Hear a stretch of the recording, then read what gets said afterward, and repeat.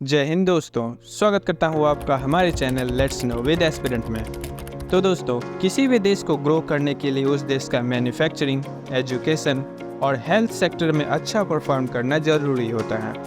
अब देश ग्रो होने के बाद सबसे ज़्यादा इम्पोर्टेंट बात होती है लोगों का खुश होना। और लोग खुश तभी हो सकते हैं जब वो सेफ फील करें और उन्हें फ्रीडम ऑफ स्पीच हो। लेकिन आज चाइना में हालात इतने बदतर हो चुके हैं कि वहाँ मुस्लिमों का जीना दूभर हो चुका है। वहाँ मस्जिदों को तोड़ा जा रहा है, जो लोग इसके खिलाफ आवाज़ उठा रहे हैं उन्हें मारा जा रहा है और वहाँ सभी मस्जिदें तोड़ दी गई हैं। और कहानी सिर्फ इतनी ही नहीं है, बहुत सी चीज़ें इसमें बची हुई हैं। इसे हम डिटेल में डिस्कस करेंगे, तो वीडियो को एंड तक ज़रूर देखिएगा, वरना आप बहुत सी ऐसी चीज़ें मिस करने वाले हैं जो चाइना वहाँ पर मुस्लिमों के साथ करता है, जबकि वर्ल्ड के सामने कुछ और दिखाता है। तो सब कुछ ठीक चल रहा था तब तक जब तक 2021 नहीं आ गया। और 2021 में चीन के राष्ट्रपति शी जिनपिंग ने चाइना का 14th 5 ईयर प्लान सुनाया। अब इसमें बहुत सी चीज़ें थी, जैसे 7% एनुअल ग्रोथ, अर्बन अनएम्प्लॉयमेंट को 5% से नीचे रखना, BRI प्रोजेक्ट को बढ़ाना, लेकिन उनमें से एक था सभी मस्जिदों को ख़त्म करना। और चीन उसमें अनफॉर्चुनेटली सक्सेसफुल भी हो चुका है। और चाइनीज़ गवर्नमेंट ने चाइना में एग्जिस्टिंग सभी मस्जिदों को ख़त्म कर दिया है, जिसमें लास्ट मेजर अरब स्टाइल का जो मस्जिद the grand mask of Sadiyan था, उसका गुंबद हटाकर और उसके आसपास के सभी मीनारों को तोड़कर उसे पैगोडा स्टाइल्स ऑफ टेम्पल्स में कन्वर्ट कर दिया है। और ऐसे टेम्पल्स आपने कई बार मूवीज़ या कार्टून्स में देखे होंगे।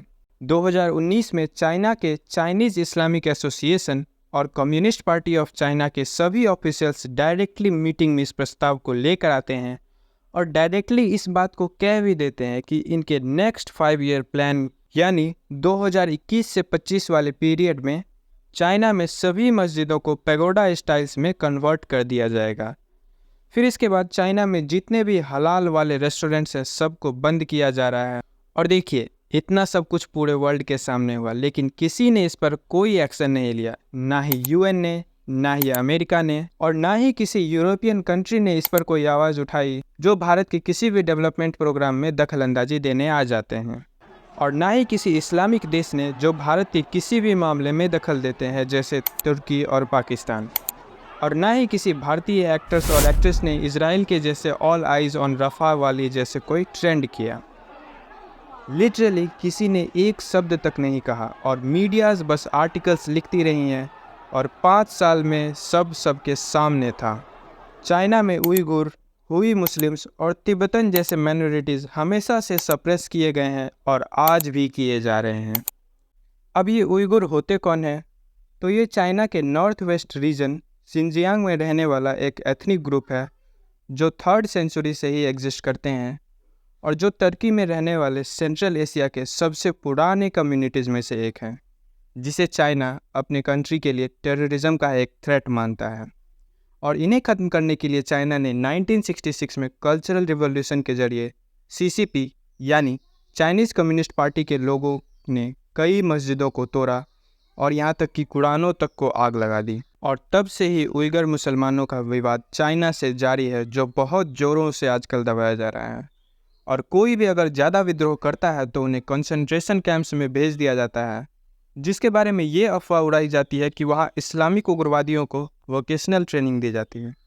लेकिन रियलिटी ये है कि वहाँ उन्हें धर्म परिवर्तन के लिए टॉर्चर किया जाता है, जैसे इलेक्ट्रिक शॉक देना, डंडों से मारना या भूखा रखना और न जाने क्या क्या, किसी को कुछ पता नहीं। लेकिन चाइना क्यों उइगर मुस्लिमों को इतना सप्रेस करता है? तो इसके मेजर 2 रीजन्स हैं। सबसे पहला, rich sources of natural resources, मतलब कि इस रीजन में जितने भी हैं, जैसे ऑयल, नेचुरल गैस, कोल और कॉपर जैसे नेचुरल रिसोर्सेज के बहुत सारे भंडार मिलते हैं। इस रिसोर्सेज को टेक ओवर करने के लिए चाइना इस रीजन में अपना डोमिनेंस चाहता है। दूसरा रीजन, BRI प्रोजेक्ट का सेंटर पॉइंट होना। अब ये जिनजियांग को आप मैप में देख सकते हैं कि ये चाइना को सेंट्रल एशिया से कनेक्ट करने का मिड पॉइंट है। और अगर चाइना इस इलाके में डोमिनेंस अपना पाल लेता है तो चाइना का BRI प्रोजेक्ट सक्सेसफुल हो जाएगा, जो इसे सेंट्रल एशिया से कनेक्ट करेगा। लेकिन लोगों को सप्रेस करते करते चाइना इतना ब्रूटल हो सकता है, ये आप अब जानेंगे। पहला, अगर किसी उइगुर मुस्लिम ने किसी भी इस्लामिक एक्टिविटी में भाग लिया, जैसे कुरान पढ़ना, नमाज पढ़ना, हिजाब पहनना और मस्जिदों में जाना, तो ये सारी चीज़ें चाइना में एक क्राइम के जैसे देखी जाती हैं। दूसरा, ज़्यादा बच्चे रिप्रोड्यूस करना। अब चाइना की वन चाइल्ड पॉलिसी तो आप जानते ही होंगे, जिसके तहत चाइना में हर एक फैमिली को एक ही बच्चा प्रोड्यूस करना है। लेकिन वहाँ ऐसा है कि अगर किसी फैमिली ने ज़्यादा बच्चे पैदा किए तो वहाँ बच्चों तक को भी कैद में डाल दिया जाता है। तीसरा, पॉपुलेशन कंट्रोल। अब वहाँ 16 से 59 साल की लड़कियों से लेकर सभी औरतों को फोर्सफुली बर्थ कंट्रोल मेथड्स में पार्टिसिपेट करवाया जाता है, जैसे एबॉर्शन होना या IST। फिर वहाँ रह रहे यूथ्स का ब्रेन वॉश इस तरह किया जाता है कि वे अपना धर्म ही पूरी तरह से भूल जाएं, जिसके लिए उन्हें चाइनीज़ लैंग्वेज सिखाई जाती हैं। और फिर ऐसे कुछ नारे भी लगवाए जाते हैं, जैसे I can't live without CCP, जो उन्हें फोर्सफुली लगवाए जाते हैं, और अगर कोई नहीं लगाता है तो उसे पनिशमेंट भी मिलती है। अब ये सारी बातें तो हुई उइगर मुस्लिमों के बारे में। अब बढ़ते हैं हुई मुसलमानों की तरफ। तो उसी 1966 से 1976 वाले पीरियड को, जिसे चाइना कल्चरल रिवॉल्यूशन का नाम देता है, उसी टाइम का एक इंसिडेंट है जिसे सादियान इंसिडेंट के नाम से जाना जाता है, जो 1975 में हुआ था। इसमें हुई मुस्लिम लोगों ने CCP यानी चाइनीज़ कम्युनिस्ट पार्टी के अगेंस्ट विरोध किया था कि उन्हें इस्लाम को फॉलो करने दे। और 29 जुलाई 1975 को माओ जेडोंग के अप्रूवल के बाद 10,000 से ज़्यादा सैनिक सादियान में उतार दिए गए। और ये माओ जेडोंग वही हैं जिन्हें चाइना के अब तक के जितने भी लीडर्स रहे हैं उनमें गेंगिस खान के बाद सबसे ज़्यादा क्रूअल लीडर माना गया है। और उस विरोध को चाइना की PLA यानी पीपल्स लिबरेशन आर्मी के द्वारा सप्रेस कर दिया गया। इस सादियान टाउन में मार काट मचा दी गई थी, और ऐसा एस्टिमेट किया जाता है कि उनमें 1600 से ज़्यादा लोग मारे गए थे, जिसमें 300 से ज़्यादा छोटे मासूम बच्चे थे। लेकिन ये सारे तो गवर्नमेंट के नंबर्स थे, लेकिन जो एक्चुअल रिपोर्ट है वो तो इससे भी कहीं ज़्यादा ही होगी। और वहाँ 4400 से ज़्यादा घरों को तबाह कर दिया गया था, जो लगभग 1 हफ्ते तक चला था। लेकिन 1976 तक तो ये कल्चरल रिवॉल्यूशन ख़त्म हो गया था, और कई लोगों की सेक्रीफाइस के बाद the grand mask of Sadiyan उसमें बच गया था। लेकिन इस बार चाइना ने अपने प्लान को इतना सॉफ्टली एग्जीक्यूट किया है कि इस बार कोई प्रोटेस्ट भी उतने नहीं हुए, लेकिन फिर भी शी जिनपिंग को विरोध का डर सता रहा है। लेकिन इतना सब कुछ होने के बाद भी चाइना का कोई कुछ नहीं कर पाया, ना ही कोई ऑर्गेनाइजेशंस जैसे UN, और ना ही कोई इस्लामिक कंट्री या खुद ऑर्गेनाइजेशंस ऑफ इस्लामिक कंट्रीज। लेकिन ऐसा क्यों है कि कोई चाइना के खिलाफ विरोध नहीं कर पाता? तो इस बात के भी कुछ रीजंस हैं। चाइना का इस्लामिक कंट्रीज़ में इन्वेस्टमेंट। चाइना BRI प्रोजेक्ट के तहत OIC के सभी इस्लामिक कंट्रीज़ में $400 बिलियन का इन्वेस्टमेंट करेगा।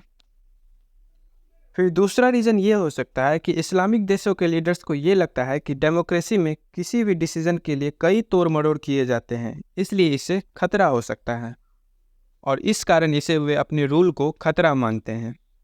और सबसे बड़ा रीज़न चाइना का हैवी डेब्ट, क्योंकि चाइना इन देशों में बिना किसी कंडीशन के कर्ज देता है, जिसके बोझ के कारण मुस्लिम देश या फिर कोई भी देश कुछ बोल नहीं पाते।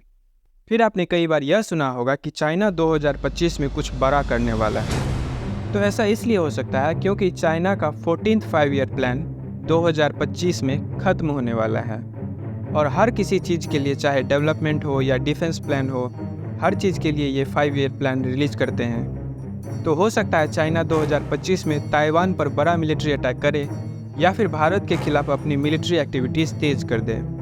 खैर, चाइना ने इतना सब कुछ किया, और चाइना में टोटल मुस्लिम पॉपुलेशन 25 मिलियन यानी 2.5 करोड़ जितने लोगों को सप्रेस करने के बावजूद किसी ने उनसे कुछ नहीं कहा। और भारत में अगर कोई भी चीज़ होती है तो पाकिस्तान और तुर्की जैसे इस्लामिक देश ये कहते हैं कि भारत में मुसलमानों का हक छीना जा रहा है, जबकि भारत में मुसलमानों की जनसंख्या बढ़ी है, ना कि पाकिस्तान जैसे हिंदुओं की आबादी घटी है।